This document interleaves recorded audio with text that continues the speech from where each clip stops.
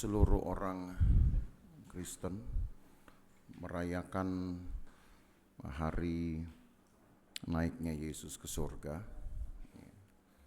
hari yang dihitung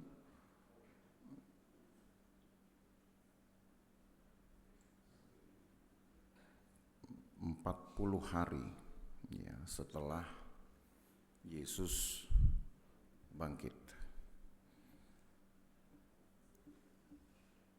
Dan secara lengkap nanti sesuai dengan ketentuan mengenai hari-hari raya orang Israel, sejak mulai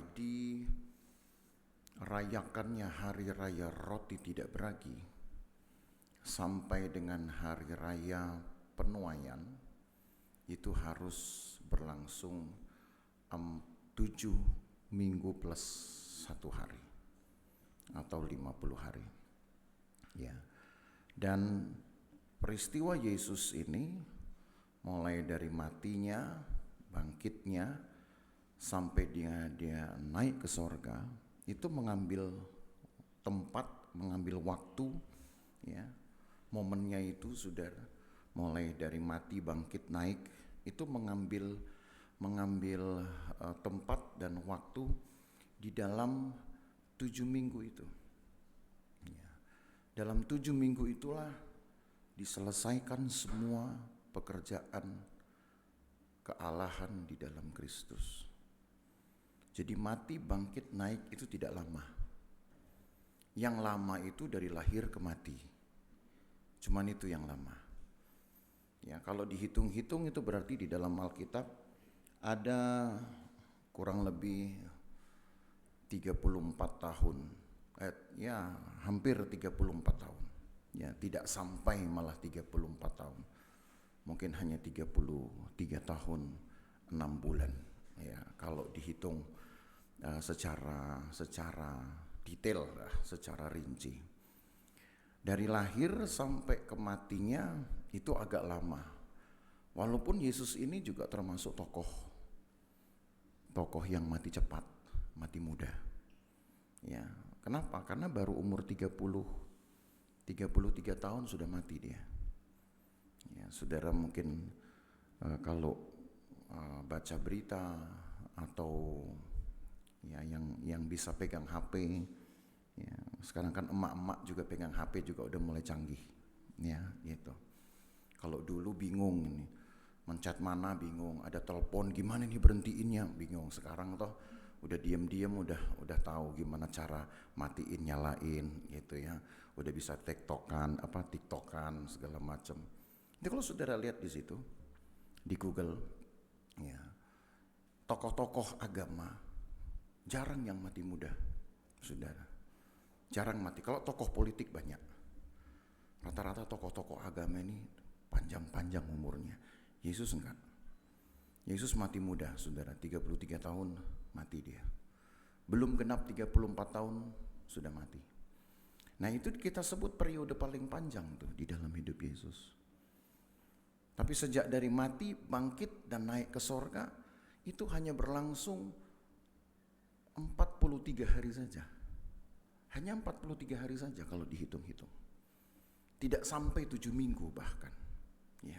Berbeda sekali dengan masa hidupnya yang walaupun singkat tapi lebih lama lah saudara ya. Itu berlangsung 42 minggu totalnya. Tetapi di dalam Alkitab peristiwa-peristiwa Yesus ini mati, bangkit dan naiknya ke sorga, itu justru yang mengembalikan kekuatan atau kedaulatan dari firman Tuhan, saudara. Kalau bahasa sekarang orang menyebut supremasi dari firman, kedikdayaan firman, kekuatan firman itu dikembalikan ketika Yesus naik ke sorga. Lalu kalau begitu pertanyaannya, apakah pernah firman Tuhan itu tidak berdaya, melemah kekuatannya? Sebenarnya tidak. Firman Tuhan ini tidak pernah melemah kekuatannya. Alkitab berkata, apapun yang terucap, apapun yang dilepaskan oleh firman ini, maka dia akan jadi. Tidak pernah firman itu pulang dengan gagal, kata Yesaya. Di dalam Yesaya dituliskan, pasal 55, firman Allah tidak akan pernah kembali dengan sia-sia. Firman Allah tidak pernah kembali dengan tangan kosong. Ketika dia dilepaskan, maka dia akan menghasilkan sesuatu. Ketika firman Tuhan pertama kali dilepaskan, bunyinya jadilah terang, maka terang itu jadi.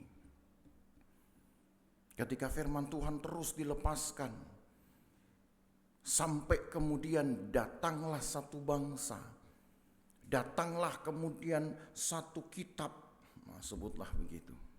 Tapi kita bukan berarti merayakan seperti orang lain merayakan kitab yang diturunkan hanya satu malam. Ya, kita enggak, saudara. Tetapi diturunkannya firman Tuhan dalam bentuk tertulis, itu betul memang terjadi di dalam masa 40 hari ketika Musa sedang berpuasa di puncak Sinai.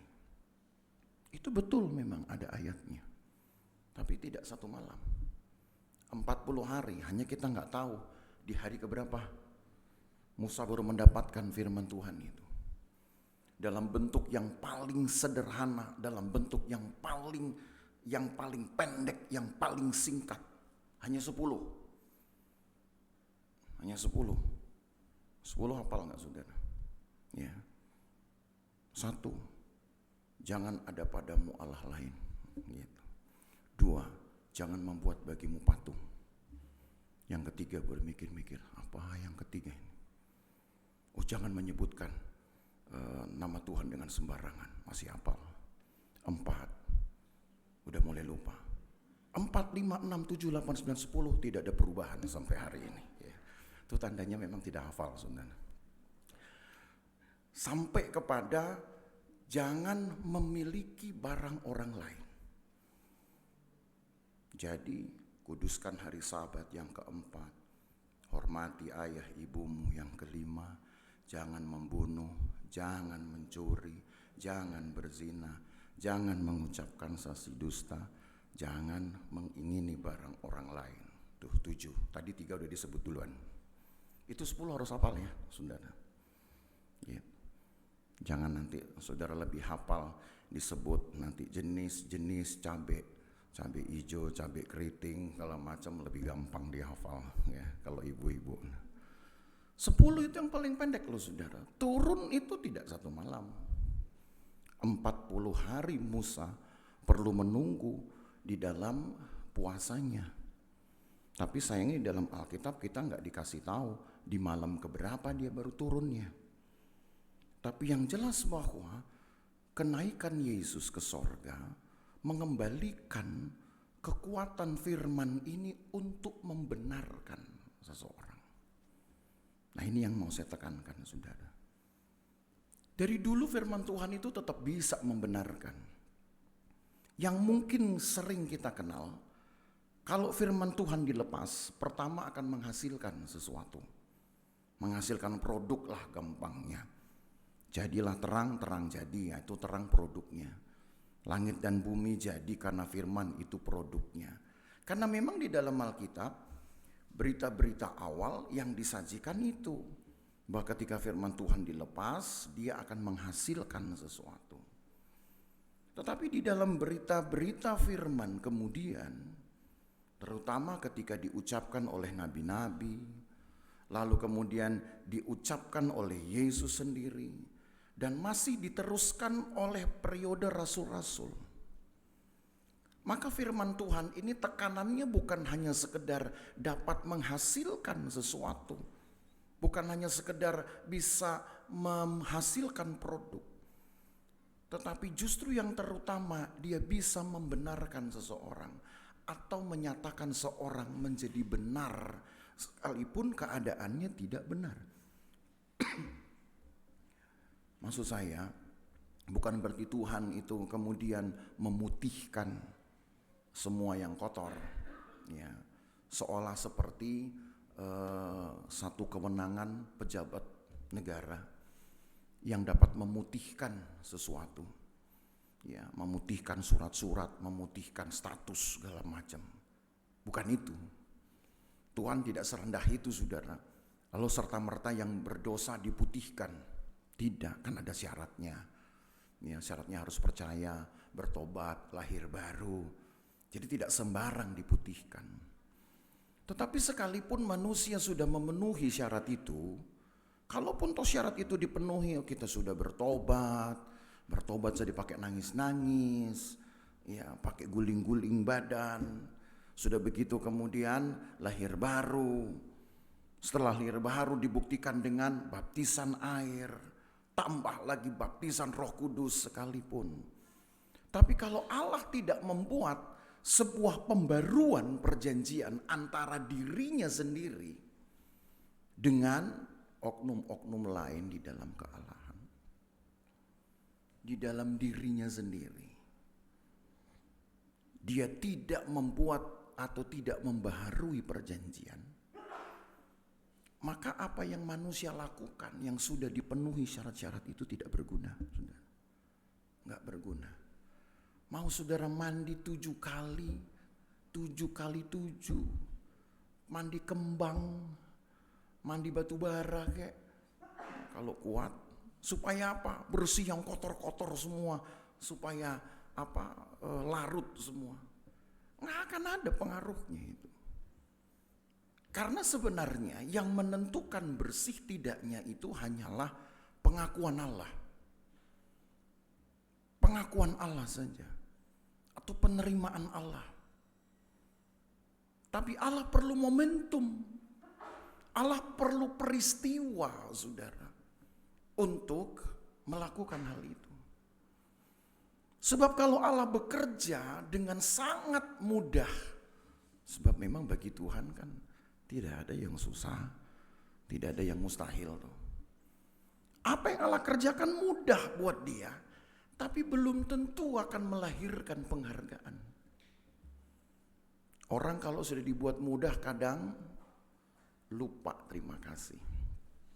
Betul apa betul kira-kira? Sudah ditolong begitu rupa, udah dia gak capek, saudara. Dia yang bikin salah, lalu yang benerin kita. Gitu. Lalu setelah benar, kita yang dapat keuntungannya. Belum tentu kita ingat sama orang yang benerin kerjaan yang salah itu. Belum tentu kan.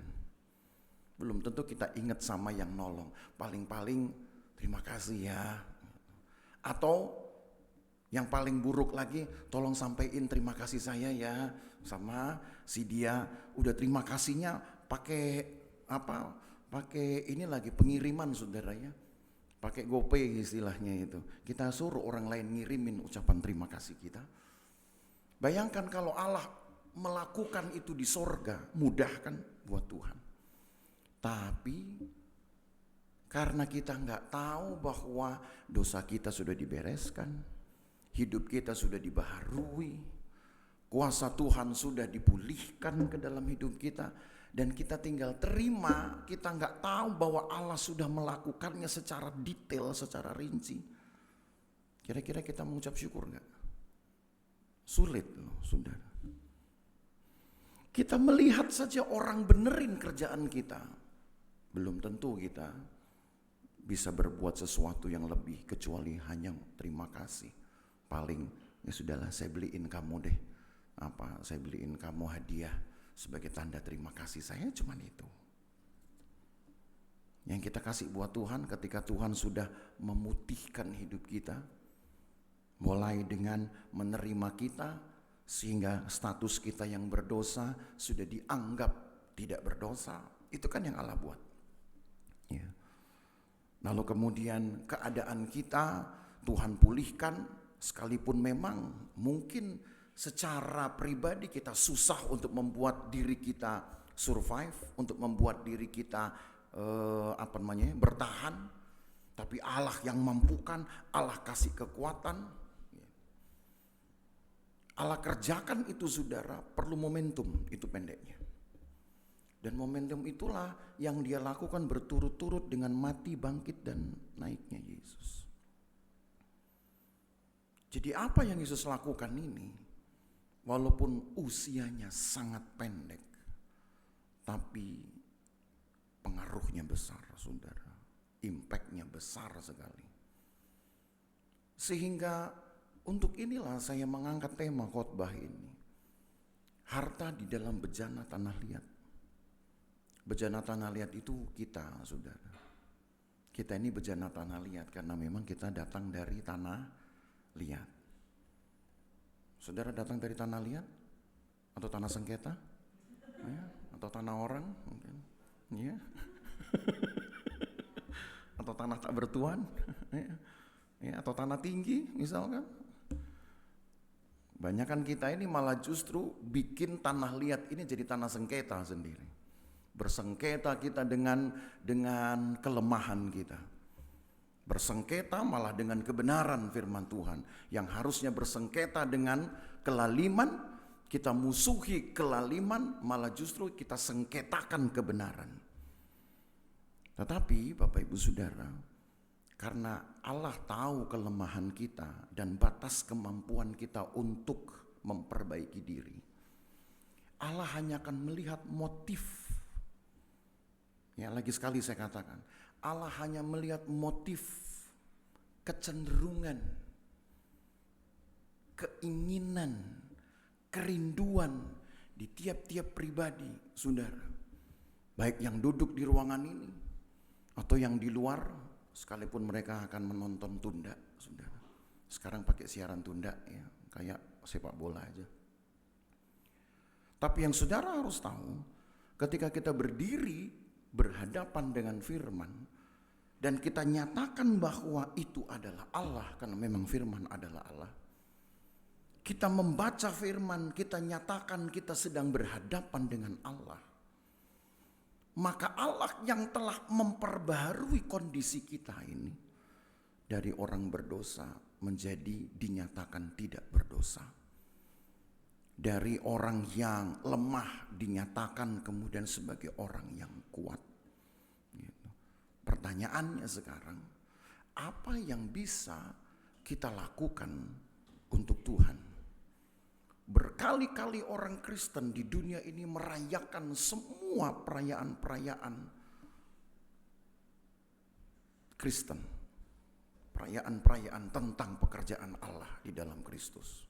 Apa yang mereka sudah lakukan?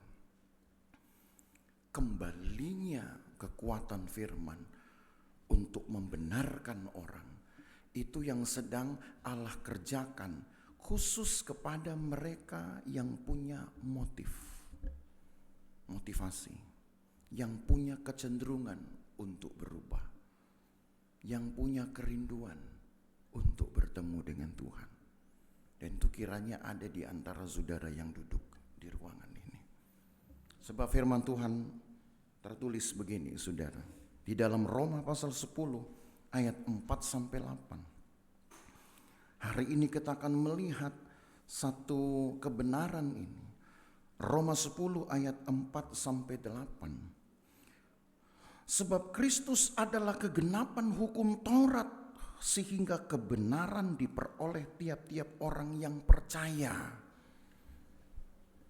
Saudara senang? Percaya itu baru awal. Akhirnya apa dong? Ada yang tahu nggak? Kalau percaya itu baru langkah awal. Langkah akhirnya apa? Mahkota. Kesempurnaan, itu langkah akhirnya. Kalau ada langkah awal, ada langkah akhir, ada perjalanan enggak? Ada. Itu disebut dengan proses. Nah, disitulah diajarkan di dalam gereja apa yang disebut dengan disiplin gereja atau disiplin jemaat. Percaya itu baru awal. Tetapi dengan percaya kita langsung dibukakan. Seolah saudara sedang diperlihatkan kepada satu hal yang ada di depan saudara. Itu mahkota, saudara. Perlu jalan jauh rupanya ke sana. Segala sesuatu kalau masih jauh itu memang seringkali tampak indah. Karena baru mulai perjalanan. Saudara lihat gunung dari jauh itu selalu biru. Betul tidak? Selalu biru. Makin dekat warnanya berubah menjadi hijau. Makin dekat lagi di kaki gunung warnanya berubah jadi coklat. Kenapa? Karena saudara udah lihat tanah. Maka saudara akan punya 3 warna perjalanan hidup.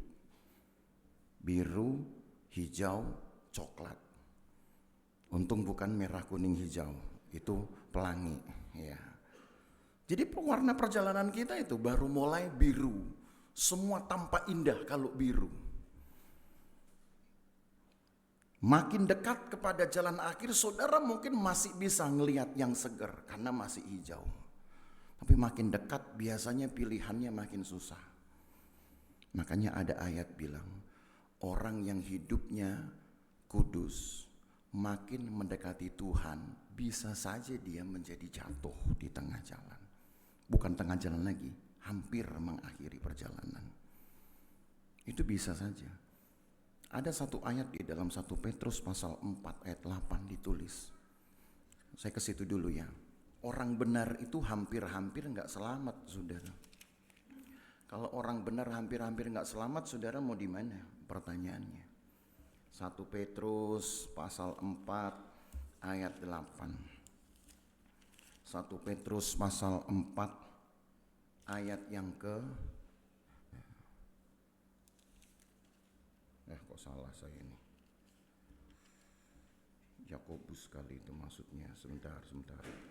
Jika orang benar hampir-hampir tidak diselamatkan,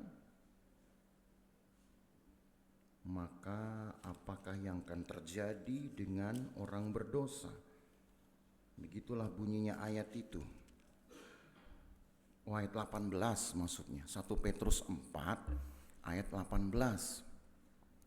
1 Petrus 4 ayat 18 menulis, dan jika orang benar hampir-hampir tidak diselamatkan, apakah yang akan terjadi dengan orang fasik dan orang berdosa?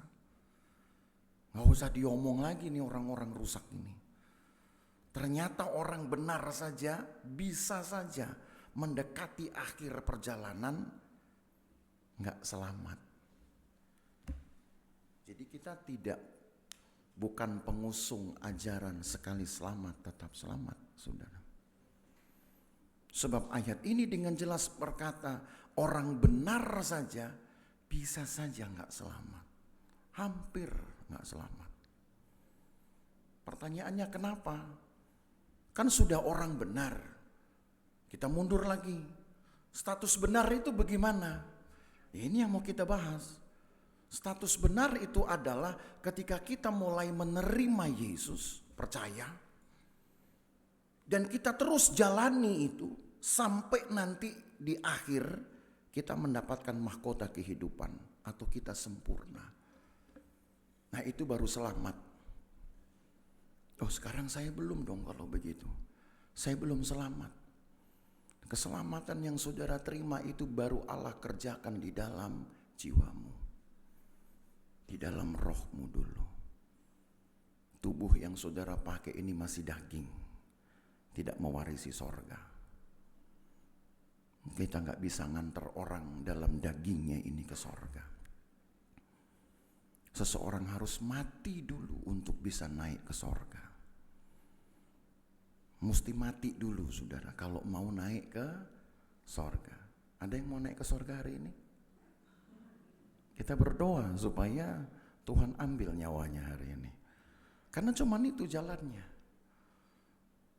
Tetapi Tuhan tidak memilih jalan itu sebagai jalan yang paling cepat. Sekalipun itu mungkin semua orang mendambakan, Tuhan daripada saya hidup susah, mana saya sudah tua lagi. Gitu ya. Udah tinggal sendiri lagi. Gak punya teman, takut saya nanti kalau kenapa-kenapa. Duh, Tuhan ambil saya saja hari ini, mumpung iman saya masih kuat. Kita nawar sama Tuhan. Kita yang pengen masuk surga cepat-cepat. Tuhan bilang tunggu dulu, aku masih menyediakan tempat bagimu. Gitu. Sebab nanti kalau kamu masuk ke sana belum ada tempat, daripada ngantri tinggal di bumi, kan gitu lebih enak. Gitu ya. Kecuali yang udah duluan, memang udah ada tempatnya saudara, kali aja ya. Itulah cara kita menghiburkan. Udah jangan minta mati sekarang, tempat kita belum jadi. Ya. Ntar kalau kita duluan ke sana daripada ngantre, enak di sini saudara, masih bisa ke mall, kan gitu. Habis ini mau ke mall kayak masih bisa. Di surga nggak ada mall sudah. Saudara nunggu, tempat gua belum jadi. Siapa suruh saudara buru-buru? Gitu. Jadi kalau belum waktunya jangan cari mati nih. Kalau belum waktunya maka kita tahu Allah sedang mengerjakan di dalam hidup kita. Dari mulai kita percaya sampai nanti kita terima mahkota, Allah tahu bahwa ada yang belum selesai di situ. Ada yang belum beres di situ. Itu yang saya katakan diajarkan dalam Alkitab. Dalam disiplin gereja namanya. Mulai dari percaya sampai nanti seseorang diselamatkan. Artinya itu saudara akan mendapatkan tubuh kemuliaan seperti Tuhan Yesus. Maka apa yang perlu dijaga? Pertama, dibenarkan dulu. Nah ini yang mau kita bahas. Setelah itu nanti masih ada lagi, taat lagi. Sudah taat nanti apa lagi? Setia lagi. Dibenarkan dulu. Nah karena itulah kembali ke dalam Roma pasal 10, kita lanjut ke Roma pasal 10, ayat yang keempat tadi, baru kita baca ayat 4 kan. Sebab Kristus adalah kegenapan hukum Taurat sehingga kebenaran diperoleh tiap-tiap orang yang percaya. Jadi kita bersyukur punya Yesus, hanya Yesus yang membuat seseorang bisa menjadi benar. Atas dasar apa? Ya atas dasar kerelaan Allah aja. Seperti tadi saya katakan, kalau ada orang yang sudah mandi 7 kali, 70 kali 7, sudah membersihkan badannya, membersihkan mungkin nuraninya dengan doa-doanya. Sekalipun toh seseorang bisa melakukan dan memenuhi hal itu, kalau Allah tidak menerimanya, maka keadaan kita masih sama loh saudara. Statusnya masih sama, masih orang berdosa. Sekarang pun sebenarnya status kita masih orang berdosa. Diselamatkan? Iya selamat. Tapi kan tadi saya katakan yang Allah kerjakan itu baru keselamatan di dalam jiwa kita. Roh kita bisa bersekutu dengan Tuhan. Kenapa? Karena saudara sudah diselamatkan, sudah dibenarkan. Saudara bisa beribadah kepada Tuhan. Saudara pikir banyak orang di luar, lalu kalau duduk masuk di gereja ini dan duduk, serta merta dia bisa ikuti ibadah. Secara fisik mungkin iya, menggap-menggap ikut nyanyi, tepuk tangan misalkan, ikut. Mungkin secara fisik iya, tapi tetap dia tidak akan tahu apa-apa. Sekalipun saudara panggil orang di luar sekarang yang belum pernah tahu tentang kekristenan untuk masuk dan duduk di ruangan ini, dia gak akan tahu apa-apa. Gak akan tahu saudara. Dia harus dulu dibimbing, diperkenalkan dulu dengan Tuhan.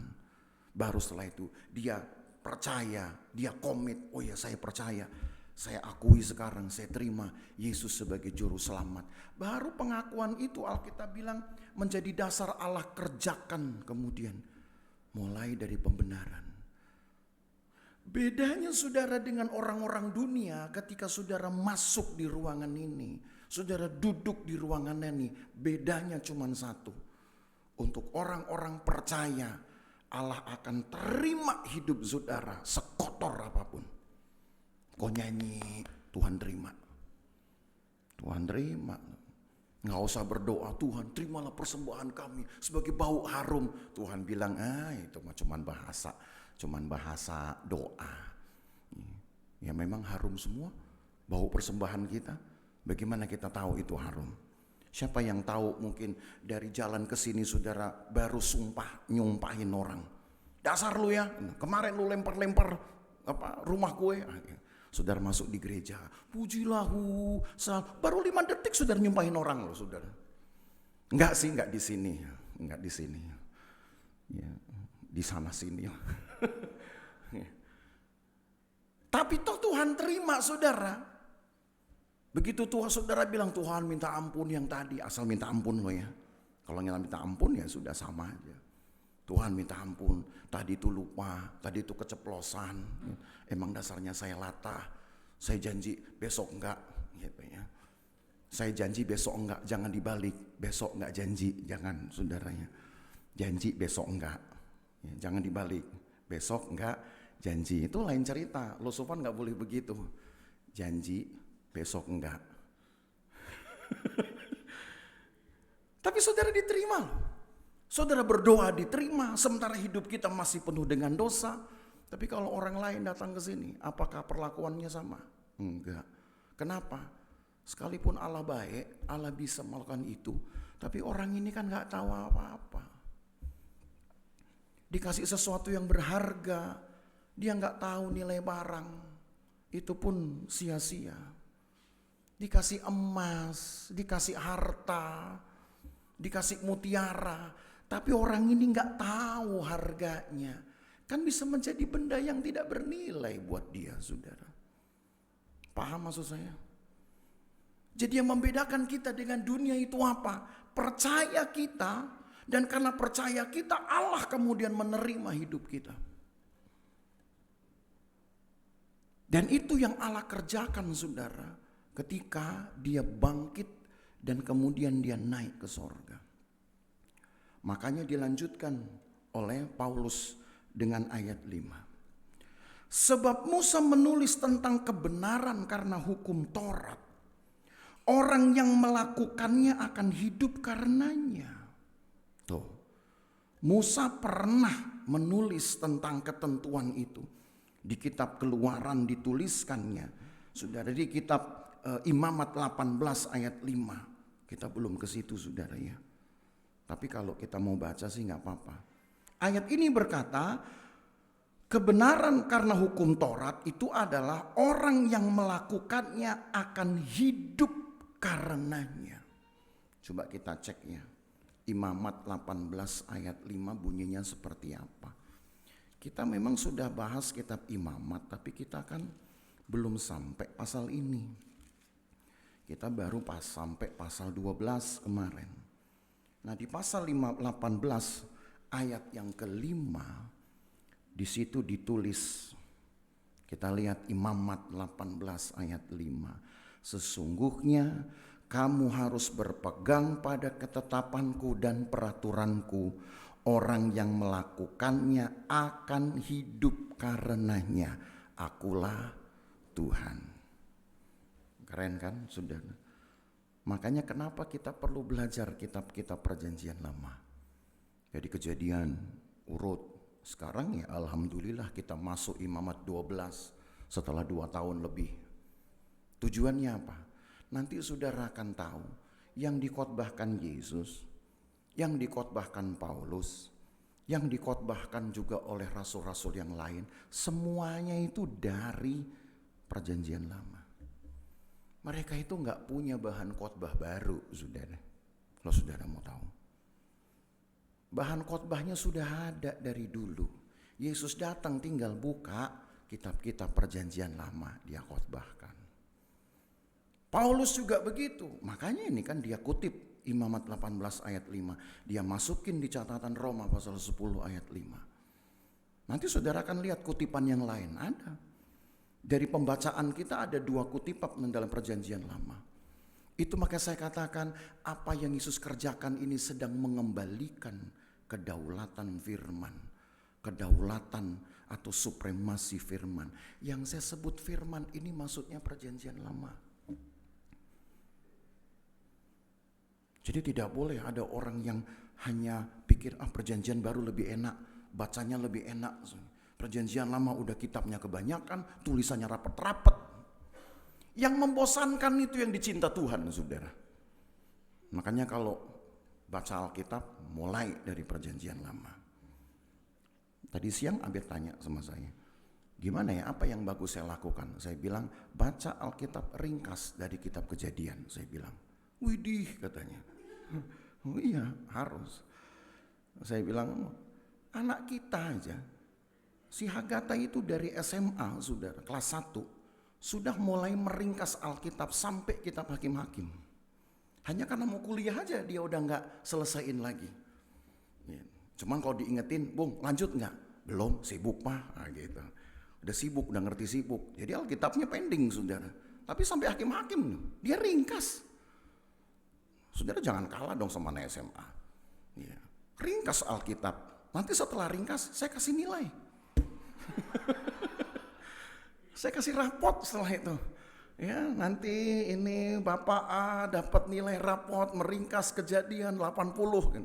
Kalau kurang dari 7, ulangi lagi dari awal. Sampai kapan ini? Sampai Yesus datang. Mau begitu kira-kira? Kira-kira makin ramai atau makin sepi loh sofannya kalau begitu ya? Saya suruh meringkas Alkitab. Loh tapi pekerjaan Yesus itu sama, saudara. Kalau saudara ikuti dari Matius, Markus, Lukas, apa yang mereka susun itu ternyata kalau saudara ikuti itu hanya mengembalikan atau mengulang kembali catatan dalam perjanjian lama. Saudara buka Matius misalkan, ketemu khotbah Yesus di bukit. Matius pasal 5, pasal 6, pasal 7, ya kan? Akan ketemu tuh. Judulnya kan khotbah Yesus di bukit. Kalau saudara perhatikan 3 pasal itu semuanya khotbah dari kitab Ulangan. Tuh, dari kitab Keluaran sampai Ulangan. Yesus saja khotbahnya itu nggak ada yang baru. Perjanjian lama. Makanya kenapa saya mulai dari perjanjian lama. Walaupun memang selesainya lama. Namanya juga perjanjian lama gitu kan. Lama selesainya. Tapi disitulah semua firman Allah, saudara. Nanti kalau saudara sudah baca berulang-ulang Alkitab ini dari ujung ke ujung, saudara baru tahu, oh iya ya, yang di kitab Roma di sini ada. Yang ditulis nanti oleh Petrus pun di PL ada. Pendeknya siapapun tokoh pengkhotbah di dalam perjanjian baru, tidak ada khotbah yang lain kecuali mengkhotbahkan perjanjian lama. Dan ayat ini sudah membuktikan kebenaran itu hanya diberikan kepada siapa? Seperti Musa sudah menulis, sekarang Paulus hanya tinggal minjem perkataan Musa. Gitu. Perkataan Musa di Imamat 18 tadi, bahwa orang yang melakukannya akan hidup karenanya. Saudara tinggal melakukan firman, maka hari ini yang berdosa dinyatakan oleh Tuhan benar. Coba ya. Kan begitu kita belajar prosesi imam dalam melakukan dalam menyelenggarakan korban penebusan salah dan korban penghapus dosa. Begitu si pembawa korban tumpang tangani hewan korbannya, itu ya kita udah belajar begitu kan. Yang bawa sapi yang harus tumpang tangani sapi itu, bukan imam. Tumpang tangan itu tandanya penyerahan. Harusnya kan yang disembelih itu yang berdosa.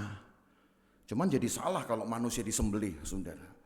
Maka tumpang tangan, inilah ya korban saya di atas domba, inilah saya letakkan semua dosa-dosa saya. Maka dosa itu kemudian harus dihancurkan, potong. Tapi sekalipun dipotong, itu dosa orang Israel masih ada nggak di dalam tubuhnya? Ada. Nggak serta-merta dipotong langsung nguap dosanya. Itu emang keringat, saudara. Kalau keringat nguap, iya. Dosa bukan kayak keringat yang tiba-tiba bisa nguap. Mau potong 10 kali pun, 10 sapi pun, itu dosa masih melekat pada orang Israel. Tapi ini kan namanya prosesi. Sedangkan di sorga sana terjadi sesuatu yang lain. Ketika imam menyembelihnya, lalu membawa darahnya itu untuk dipercikkan ke mezbah pedupaan, mezbah mezbah ukupan dari emas itu, maka detik itu Allah Bapa di sorga menyatakan si pembawa korban itu menjadi orang benar, bukan orang berdosa, walaupun dosanya masih melekat. Itu loh yang disebut dengan penerimaan. Allah menganggap orang ini bersih walaupun dosanya tetap ada. Mau mandi darah domba pun dia berapa kali tetap ada. Mau mandi kembang tetap ada dosanya. Kecuali nanti kalau saudara sempurna baru gak ada dosa. Tapi karena Allah yang membuat penerimaan itu, dia damaiin hatinya sendiri, saudara. Lihat dosa itu dia marah sebetulnya. Lihat dosa itu dia gak senang sebetulnya. Tapi dia damaikan hatinya sendiri. Hanya karena melihat darah domba, dia sudah damaikan hatinya. Oh ya, orang ini saya anggap benar walaupun dia masih salah. Tapi dengan pekerjaan Yesus, yang Allah lakukan ini menjadi lebih kuat bicaranya. Ini saudara garis bawahi. Menjadi lebih kuat, saudara. Karena bukan darah domba lagi yang digunakan. Tapi dalam prosesi itu adalah darah Yesus yang digunakan. Dan darah itu menyatakan kemudian di pihak di sorga melihat darah itu, maka orang langsung dibenarkan. Tapi kepada kita, kepada si pembawa korban, masih ada yang dituntut ini. Nggak cuman bawa sapi doang. Apa itu? Melakukan firman. Maka Paulus jelaskan gimana cara melakukan firman. Kita lanjut lagi, baca ayat 6 sekarang. Roma masih 10 ayat 6. Tetapi kebenaran karena iman berkata demikian.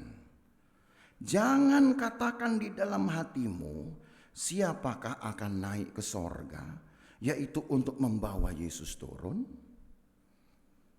Atau siapakah akan turun ke jurang maut untuk membawa Kristus naik dari antara orang mati? Yesus ini kan pernah ada di semua aras. Aras langit dia ada. Itu yang dikenal dengan sorga. Aras bumi dia pernah ada untuk 42 bulan lamanya sebagai Mesias. Di aras bawah bumi yang disebut dengan Hades atau jurang maut atau alam kematian, dia juga pernah ada walau hanya 3 hari. Itu ajaran Alkitab. Tapi tempat Yesus yang paling lama memang di sorga, di aras langit. Dia ada dari dulu sampai hari ini. Tapi Yesus pernah berada di 3 aras ini, saudara. Walaupun waktunya hanya beda-beda. Di aras bumi dia punya waktu 42 bulan. Di bawah bumi, di jurang maut, dia hanya punya waktu 3 hari. Yesus turun ke dunia orang mati. Seperti Petrus katakan. Untuk apa? Bukan untuk menginjil. Bukan untuk khotbah. Roh-roh orang berdosa itu sudah gak akan bisa ditobatkan. Ya, roh orang berdosa sudah tidak bisa ditobatkan. Jadi yang mati dalam keadaan berdosa, selesai hidup mereka. Maka saudara pastikan yang masih hidup ini harus terima Tuhan. Keluargamu pastikan terima Tuhan sebelum mati. Sebab kalau sudah mati dan belum terima Tuhan, selesai sudah hidupnya. Tidak ada lagi penginjilan pertobatan untuk orang mati. Ya, ini perlu saudara tahu. Jadi wajib saudara tangisi keluargamu yang belum percaya Tuhan selama dia masih hidup. Begitu dia udah mati, saudara paling hanya nyesel. Kenapa? Karena tidak akan ada pertobatan lagi untuk orang mati. Tapi pertanyaannya kenapa Yesus turun? Yesus turun hanya untuk mengkonfirmasi hukuman. Yesus turun untuk memproklamirkan kekuatan firman. Dia hanya ingin katakan bahwa firman ini benar adanya. Maka siapa yang tidak melakukannya seumur hidupnya, dia tidak akan hidup bersama dengan Tuhan. Perkataan itu membuat orang-orang yang mati dalam keadaan berdosa itu terkonfirmasi sudah hukumannya. Jadi Yesus turun ke dunia orang mati lagi sekali bukan untuk berkhotbah, bukan untuk menginjil, hanya untuk menegaskan penyesalan, kebodohan mereka dan hukuman mereka. Makanya hanya 3 hari Yesus di sana. Itu Alkitab yang catat. 3 hari Yesus di jurang maut, 42 bulan Yesus di bumi, tapi untuk waktu yang sangat lama, ya, yang tidak terhingga Yesus ada di sorga. Di 3 aras ini Paulus bilang, sekarang Yesus di mana? Naik sorga. Berarti di sorga dong. Lalu hanya untuk menjadi orang benar, apakah kita perlu naik ke sorga? Jemput Yesus, lalu Yesus kemudian harus mati lagi kah misalkan? Atau paling tidak kita minta penumpangan tangan kah? Kalau kita naik ke sorga kan harus mati. Jadi kita jemput Yesus cuma di pintu sorga. Di situ ada Om Petrus kata Alkitab. Karena Om Petrus pegang kunci kerajaan sorga. Gitu. Kalau anak sekolah minggu, saudara, itu udah lain cerita. Anak sekolah minggu berkata kalau Petrus itu kemudian disuruh jalan di atas air, tiba-tiba tenggelam, Petrus kena prank dari Tuhan. Gitu. Ya kena prank, udah tahu bakal tenggelam, nekat aja, kena prank. Gitu. Itu anak sekolah minggunya sekarang. Hati-hati saudara kalau ada yang bilang Petrus kena prank dari Yesus. Ya, tapi bisa jadi. Kan kasih kunci keran surga, kita lapor, kita nggak bisa masuk nih. Tolong dong, panggilin Yesus. Kita jemput Yesus. Karena kita juga nggak bisa diawan-awan kan. Kita kan nggak punya. Gitu. Jadi gimana? Paulus bilang harus kita jemput, kita turunin lagi dia. Sampai di bumi, Yesus tolong dong. Saya ingin jadi orang benar. Kira-kira begitu nggak yang Paulus bilang? Nggak kan, saudara? Yesus mungkin bisa ketawa terpingkal-pingkal kali.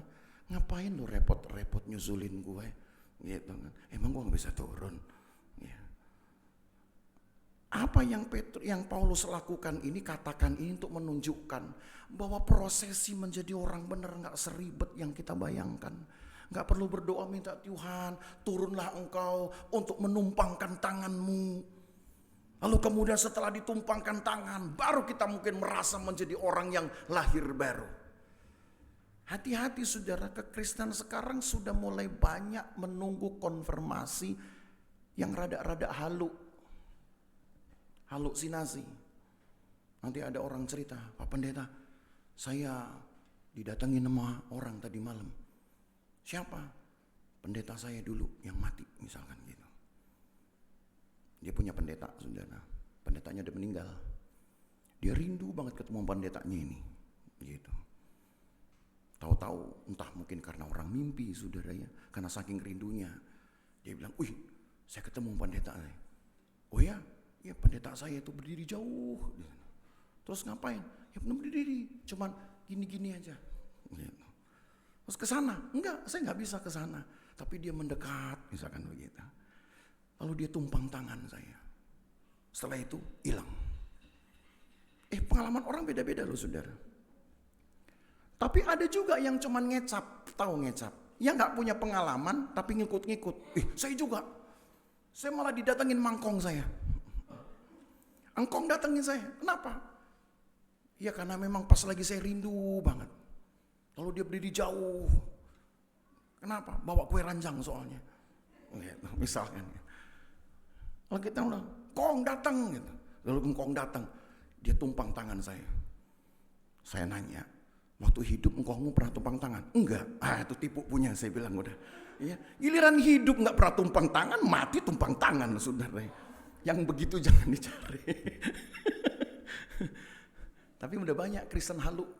Tahu Kristen halu seperti itu. Jadi jangan sok merasa, oh Tuhan datang, dia tumpang tangan. Kalau hidupmu nggak benar, saudara, maka ceritamu bisa nanti betul-betul orang nggak anggap. Gitu. Jangan sampai kemudian kita cari pembenaran itu hanya dari cerita. Tunjukkan hidup saudara benar. jadi anak Tuhan, lakukan firman, setia, perlu terlibat dalam pelayanan. Nah, kalau sudah benar begini, biasanya kalau orang benar ngomongnya malah justru agak ada sungkannya. Hati-hati. Kalau justru orangnya itu seradak seruduk, saudara, ngomongnya suka kegedean kadang-kadang. Makanya hati-hati, Kristen halu nih, ya. Saya bilang Kristen halu. Di sini nggak ada ya, nggak ada ya, nggak ada yang ketahuan maksudnya, ya. Maka Paulus bilang, perlu seperti itukah? Turunkan lagi Yesus, jemput, lalu kemudian dengan prosesi tertentu Yesus sahkan kita sebagai orang benar. Paulus gak bilang begitu. Apa yang Paulus tegaskan? Saya kembali ke ayat 5. Paulus hanya meminjam perkataannya Musa. Karena yang Musa katakan sudah betul. Paulus tidak lagi ubah. Paulus kutip. Paulus copy paste perkataan Musa. Dan Musa berkata tadi ayat 5. Orang yang benar itu hanyalah melakukan firman, maka dia pasti hidup karenanya. Pertanyaannya, siapa yang bisa membuat firman itu hidup? Ayat ini juga kutipan.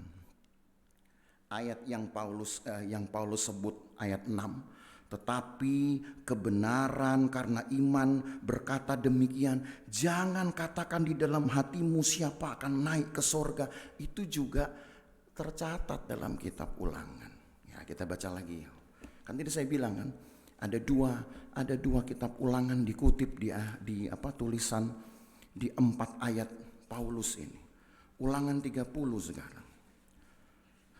Ini ketika Musa sedang berkhotbah tentang kehidupan dan kematian, maka ini khotbah Musa tentang hidup dan mati.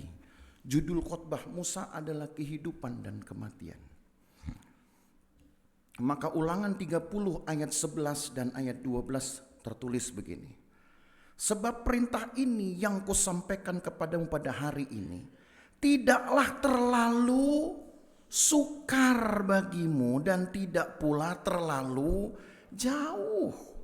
Tidak di langit tempatnya sehingga engkau berkata, siapa yang akan ke langit untuk mengambilnya bagi kita dan memperdengarkannya kepada kita supaya kita melakukannya. Kalau yang turun ke bumi ayat 13-nya tadi. Juga tidak di seberang laut tempatnya. Sehingga engkau berkata, siapa yang akan menyeberang ke seberang laut untuk mengambilnya bagi kita. Dan memperdengarkannya kepada kita supaya kita melakukannya. Ayat 14 jawabannya. Tetapi firman ini sangat dekat kepadamu. Yakni di dalam mulutmu dan di dalam hatimu. Untuk gampang atau susah? Susah gampang. Itu baru jujur, saudara. Tapi nggak ribet, nggak disuruh manggilin Yesus jemput lagi. Lalu harus dengar Yesus khotbah. Bedanya Yesus khotbah dengan saya khotbah apa emang? Saya juga khotbah dari perjanjian lama, Yesus juga. Hanya Yesus duluan khotbah, saya belakangan. Cuman itu bedanya. Dan saya bukan Allah, saudara ya. Jelas itu beda banget. Tapi daripada saudara mau jemput Yesus ke surga, saya mau dengar khotbah Yesus. Percayalah saudara, khotbah saya itu udah mutu. Ya. Kenapa? Alkitab soalnya. Saya nggak campur Alkitab dengan primbon, dengan apalagi buku-buku lain. Nggak ada. Saya Alkitab aja. Dan karena Yesus juga khotbahnya dari perjanjian lama, saya ikutin. Saya kan murid Yesus, kan begitu. Yesus gak pernah pakai buku tafsiran, saya gak pernah pakai. Loh iya, Yesus gak pernah pakai buku filsafat, saya gak pernah pakai. Yesus kan gak ada buku-buku begitu. Dia hanya murni memperkatakan kembali Ulangan. Maka buat saya, kalau saudara bisa membaca Kejadian, Keluaran, Imamat, Bilangan, Ulangan, saudara baca 5 kitab ini aja. Ya, nanti saudara akan tahu ya, setelah sekian lama. Saudara baca 5 kitab pertama, ini saudara sudah sama dengan membaca 99% Alkitab. Karena hampir semua ada di situ. Nanti saudara baca kitab nabi-nabi, Yesaya, Yeremia, Yeskiel, Daniel, Hosea, Yoel, Amos, Obadja, Yunus, Mika, Nahum, Habakuk, Hagai, Sefanya, Maleaki. Itu pun khotbahnya dari 5 kitab ini. Tuh, nabi-nabi. Siapa lagi nanti? Matius, Markus, Lukas, Yohanes, Perjanjian Baru. Semua juga dalam kitab ini.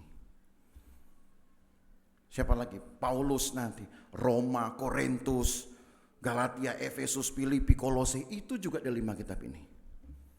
Nanti kalau saudara sudah baca semua, baru saudara bisa tahu, bisa merasa bahwa yang saya bilang betul. Baca 5 kitab ini, saudara sudah ibarat membaca hampir semua kitab saudara sudah baca. 99% Alkitab saudara sudah baca. Kenapa? Karena 5 kitab ini pun saudara sudah baca. Semua isinya itu. Jadi yang saya khotbahkan ini, harta itu ada di dalam kita, saudara. Tetapi lewat kebangkitan dan kematian naiknya Yesus, Allah hidupkan firman itu sehingga apa yang saudara ucapkan. Kan tadi Musa bilang gitu kan? Baca lagi ya, Ulangan pasal 30 ayat 14. Ini ayat emas untuk ibadah kenaikan Yesus tahun 2023. Baca sama-sama Ulangan 30 ayat 14. 2, 3. Tetapi firman ini sangat dekat kepadamu, yakni di dalam mulutmu dan di dalam hatimu untuk dilakukan. Karena itulah Yesus naik ke sorga untuk menjamin kekuatannya dilepas, supaya digenapi apa yang ia pernah katakan. Segala sesuatu yang engkau ikat akan terikat di sorga, yang engkau lepas di bumi, lepas di sorga. Tergantung yang engkau ikat dan lepas apa sekarang. Saudara lepaskan pengampunan, maka dari sorga akan melepaskan pengampunan untuk saudara. Tuhan, saya ampuni orang ini. Tuhan ampuni saudara. Karena saudara sudah melepaskan pengampunan. Saudara melepaskan kutuk, maka Tuhan lepaskan juga buat saudara. Hati-hati. Kenapa? Firman itu sudah dekat di mulut saudara. Yesus yang membawa itu semua. Ketika dia ada di bumi, dia baru ngajarin semua. Murid-murid baru dikasih tahu satu persatu. Murid-murid baru diingatkan, nih di pasal ini, ayat ini, ada di kitab ini. Itu Yesus cara ngajarnya seperti itu. Murid-murid baru melek, oh iya ya. Tapi ketika Yesus naik ke sorga, kekuatan dari firman ini untuk membenarkan dan menghasilkan sesuatu dipulihkan. Sehingga siapa yang percaya dengan firman, sama seperti ketika dia percaya kepada Yesus sehingga dia selamat, maka yang percaya kepada firman, kepadanya pun akan diberikan kekuatan, satu, untuk membenarkan hidupnya di hadapan Tuhan, dan yang kedua, untuk melakukan apa yang Tuhan juga pernah lakukan. Luar biasa ya saudara. Yesus naik itu momen yang paling penting. Sayang di Alkitab datanya sedikit sekali. Saya pernah sedih. Sebagai pembaca Alkitab pemula waktu itu, saya sedih sekali. Mengapa momen kebangkitan Yesus dan naiknya Yesus itu kalau dihitung totalnya saudara tidak sampai 50 ayat di dalam Alkitab. Padahal ayat Alkitab itu ada 123.000 lebih. 50 gak nyampe. Tapi kalau lahirnya Yesus, panjangnya minta ampun. Yesus mati, panjang ceritanya. Natal dan Paskah cerita dalam Alkitab masih cukup banyak. Giliran bangkitnya Yesus, naiknya Yesus, ayatnya minim sekali. Padahal ternyata itu yang paling penting. Pamungkas dari pekerjaan Allah di dalam Kristus ditentukan dari bangkit dan naiknya. Kalau Yesus gak naik, ya gak jadi ini semua. Kalau Yesus gak naik, gak duduk di sebelah kanan Bapa, saudara, maka tidak akan dia lakukan ini. Kembalinya kekuatan dari firman, sehingga yang saudara lepaskan, karena firman itu di mulutmu sekarang. Di mana firman Tuhan? di mulut saudara. Jadi artinya supaya di mulut ini, gimana cara firman Tuhan supaya ada di mulut saudara dan di hati saudara? Baca kitab suci, doa tiap hari, kalau mau tumbuh, kan begitu. Kalau saudara bilang, oh ini firman ini dekat Pak, tiap malam dekat, di mana? Di bawah bantal saya. Itu bukan dekat saudara, ya, itu ngalas namanya. Saking dekatnya di bawah bantal, dibaca enggak? Maunya sih gitu. Tadinya udah rencana banget sih gitu ya. Kita ini pintar ya ngeles saudara ya. Makanya saya taruh dekat-dekat Pak. Tadinya tuh udah rencana, udah niat banget gitu. Cuman ya karena ada yang telepon, ada yang ya lama-lama mata saya capek, Tuhan tahulah gitu. Besok gitu lagi. Lama-lama amsyong loh saudara, hidup saudara. Nggak boleh. Firman ini sudah dijamin dekat dengan mulut dan hati kita. Dan siapa yang mengembalikan kekuatan itu? Yesus. Jadi sekarang apa yang saudara punya, jangan lagi bilang Yesus sudah jauh. Ini kita belum bicara Roh Kudus loh ya. Saya belum nanti bicara Roh Kudus hari Minggu. Saya baru bicara tentang fungsi, tujuan Yesus naik ke sorga. Untuk mengembalikan kekuatan atau supremasi firman. Sehingga apa yang saudara alami, kehidupanmu akan terus benar. Sama seperti saudara percaya kepada Yesus, engkau selamat. Maka hari ini saudara percaya pada firman Yesus, engkau hidup. Ya, itu saudara garis bawahi itu. Ketika engkau percaya kepada Yesus sebagai juru selamat, engkau selamat. Maka ketika engkau percaya kepada firman kebenaran, engkau hidup. Itu perkataan Musa. Jadi sering-sering taruh firman di dalam hati, sering-sering taruh firman di dalam mulutmu. Supaya yang masih sering ngisi mulutnya ini dengan omongan yang gak benar, hilang pelan-pelan. Gitu ya. Jangan nanti di gereja saudara bicara tentang Tuhan, keluar gereja orang lain saudara bicarain. Ya. Kalau bisa di gereja saudara bicara Tuhan, di luar saudara bicara Tuhan, orang dengar mungkin gak ada bicara lain tentang Tuhan. Oh iya, sebab isi hidup saya cuma Tuhan. Haleluya. Gampang kan? Kalau susah saya ulangi dari awal nih. Mari kita berdiri. Kita nyanyi satu pujian. Pujiannya yang digubah oleh ketum kita ini.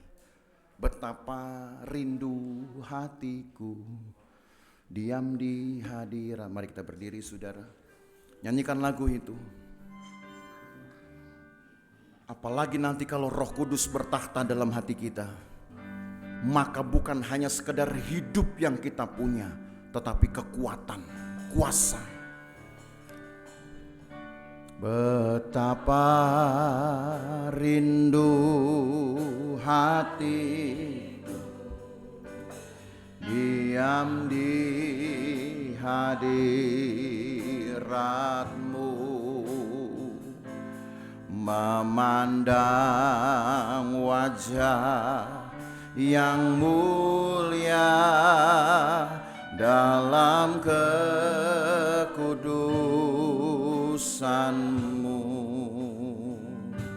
Kau tebus dengan dosaku dengan darah yang mulia,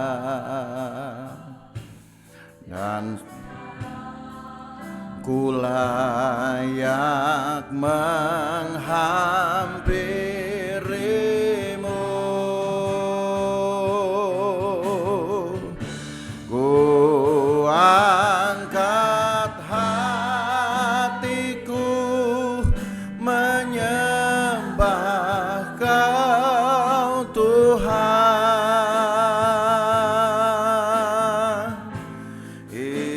Ingin ku rasakan jamahan-Mu Tuhan. Curahkan urapan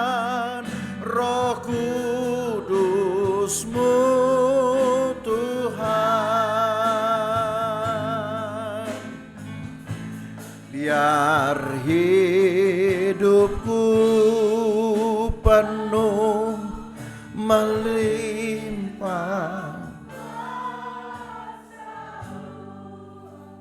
Tidak semua tokoh agama bisa melakukan pekerjaan Yesus ini. Berani menyatakan seseorang benar. Produk hukum di negara ini, termasuk Indonesia, itu pun masih dapat punya kelemahan.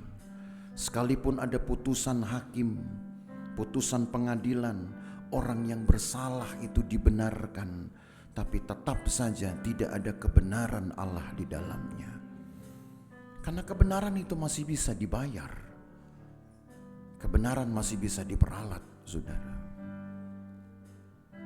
Tapi Allah ketika menyatakan hidup seseorang benar walaupun masih ada dosanya, tidak ada yang bisa menggugatnya itu. Karena Allah lah pencipta manusia. Allah yang memberi nyawa kepada manusia. Dia inginkan seseorang hidup, dia akan beri hidup. Dia inginkan seseorang mati, dia akan ambil hidup seseorang. Tapi Allah kita bukan Allah yang bengis, bukan Allah yang sewenang-wenang, gampang mengambil nyawa orang, tidak. Berapa banyak orang Israel yang melanggar, toh Allah tetap biarkan hidup. Karena Allah ingin dalam hidup mereka, mereka harus tahu apa itu kebenaran. Sehingga ketika Allah benarkan, mereka hargai kebenaran itu. Dan mereka kemudian pakai hidup mereka yang benar itu untuk Tuhan. Untuk kemuliaan Tuhan. Kita gak perlu menjemput Yesus, saudara, dari sorga sana untuk datang kembali ke dunia ini, untuk menjadi teman kita, mungkin teman ngobrol kita, gak perlu. Pada kita ada firman. Kekuatan yang ada pada Yesus pun berasal dari kekuatan firman. Apa yang dia ucapkan kepada orang sakit sembuh, itu firman. Apa yang dia ucapkan kepada Lazarus untuk keluar, itu pun adalah firman. Yesus dipenuhi oleh firman. Kekuatannya hadir karena firman. Mujizatnya ada karena firman. Dan sekarang firman ini ada di mulutmu dan di hatimu. Saudara pakai, saudara ucapkan. Hidupmu bukan hanya benar, tapi hidupmu akan berdampak bagi orang lain. Saudara akan melihat nanti dunia mencari Tuhan di dalam engkau. Dunia mencari saudara karena ada kuasa Allah, kuasa firman di dalam engkau. Baharui hidupmu. Taruh sebanyak mungkin firman di dalam hatimu dan di dalam bibirmu. Sebab itulah harta yang paling besar yang bisa kita taruh di dalam bejana tanah liat kita. Maka harta itu hanya akan menampakkan Yesus saja, saudara. Bejana itu boleh murah, tanah liat boleh murah, tapi kalau di situ ditaruh barang-barang mulia, maka kilauan kemuliaan akan menyirnakan harga yang murah. Semua tampak mulia. Lewat lagu ini kita berdoa supaya hidup kita jadi berkat bagi banyak orang. Mungkin saudara banyak kelemahan, saya juga banyak kelemahan. Tapi biarlah perkataan kita, hati kita memberkati orang lain, saudara. Memenangkan orang lain, menyembuhkan orang lain, bahkan bisa membawa mereka kepada Yesus. Maka itulah yang Tuhan inginkan. Curahkan urapan Roh Kudus-Mu, Tuhan. Biar hidupku penuh melimpah kuasa-Mu. Kuangkat hatiku, kuangkat hatiku menyembah Kau, Tuhan. Ya. rasakan jamahan-Mu Tuhan, curahkan urapan Roh Kudus-Mu Tuhan, biar hidupku penuh melimpah kuasa.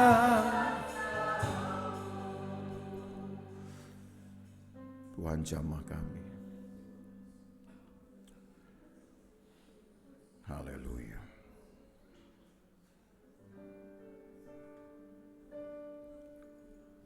Tuhan jamah kami.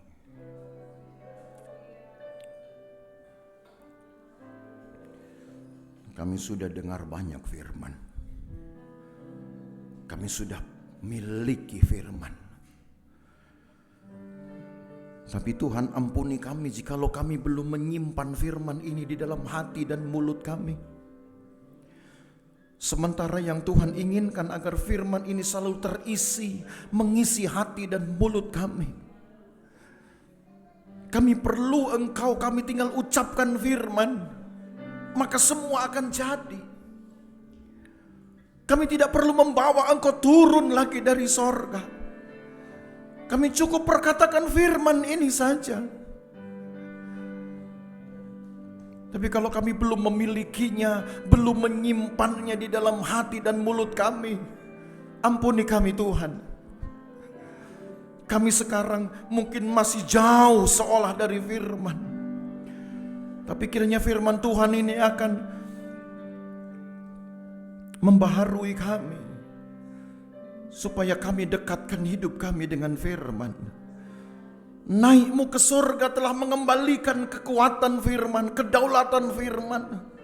Dan bahwa tidak ada yang gagal yang firman-Mu akan lakukan. Engkau belum pernah gagal. Firman-Mu belum pernah gagal. Kami percaya hidup kami pun tidak akan gagal kalau kami melakukan firman. Kami menjadi buah dari firman. Mungkin keengganan kamilah yang membuat kami gagal. Rasa malas kami yang membuat kami gagal. Terlambatnya kami yang membuat kami gagal. Menunda-nundalah yang membuat kami gagal. Tapi kalau kami tertaruh firman-Mu di dalam hati dan mulut kami, kami ucapkan sesering kami memerlukan Engkau, maka kami akan mendapatkan kekuatan-Mu di sana.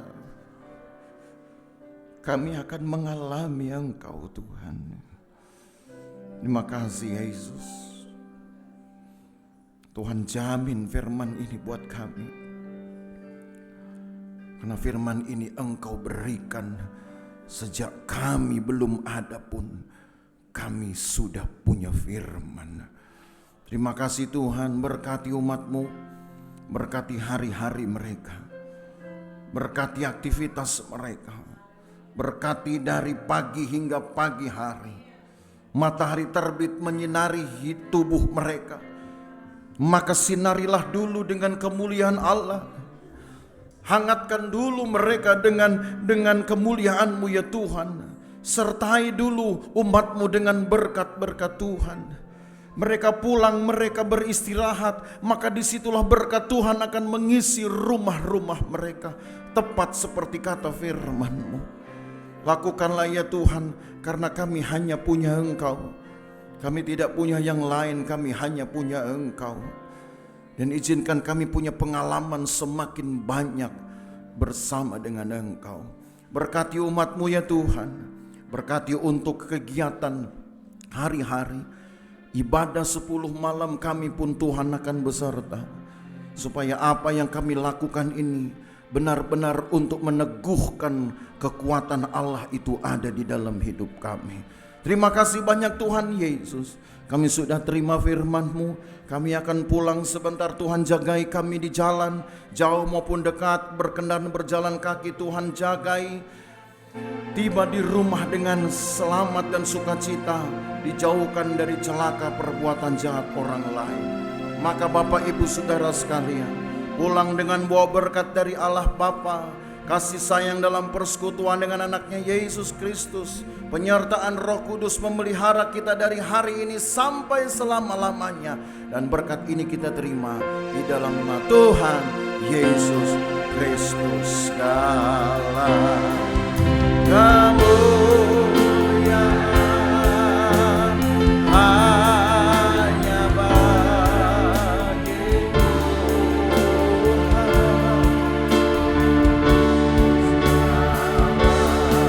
Hormat pujian hanya bagi Tuhan. Kuasa dan kemuliaan hanyalah bagi